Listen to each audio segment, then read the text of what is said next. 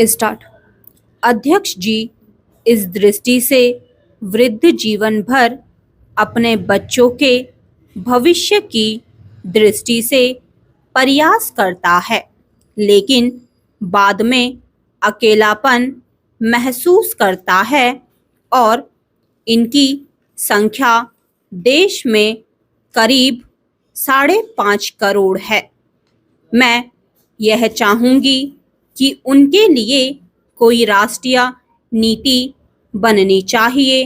केवल 100 रुपये वृद्धों को पेंशन देकर उनकी समस्या हल नहीं हो सकती है।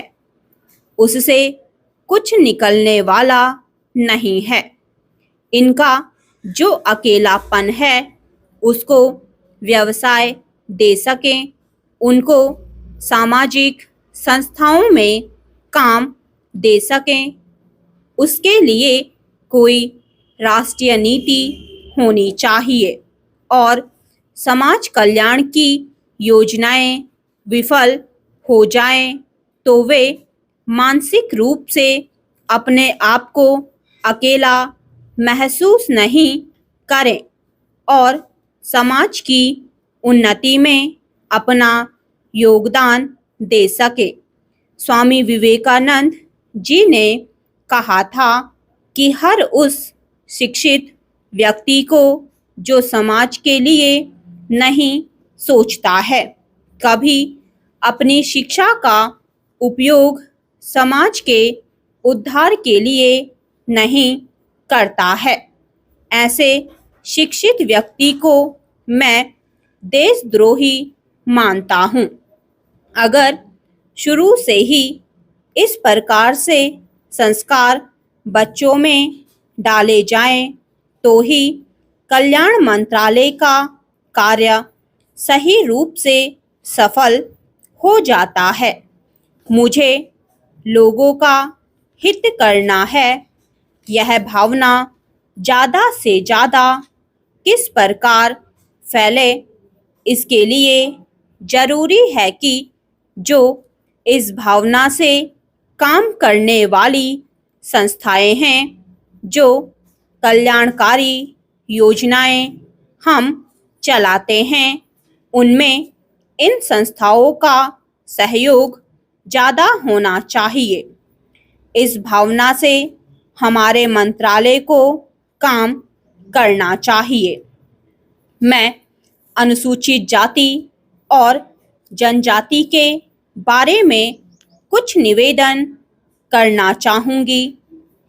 55 साल पहले जब उनको आरक्षण की सुविधा दी गई तो उस समय डॉक्टर अंबेडकर ने कहा था कि हम इसे 15 साल से ज़्यादा नहीं चाहते हैं। हम अपने पैरों पर खड़ा होना चाहते हैं, लेकिन उनके बाद जो योजनाएं बनाई गईं, मैंने भी आदिवासी छात्रावासों का निरीक्षण किया है और देखा है कि ये योजनाएं इस ढंग से बनाई गई कि उनको उचित लाभ नहीं मिलेगा। वास्तविक रूप से उनके कल्याण के लिए योजना नहीं बनी। अगर बनी भी तो वह कागजों पर ही रही। पैसा खर्च होता रहा, लेकिन उसका वास्तविक लाभ उस समुदाय को और उन लोगों को नहीं मिला जिससे उनका वास्तविक रूप से उत्थान हो पाता।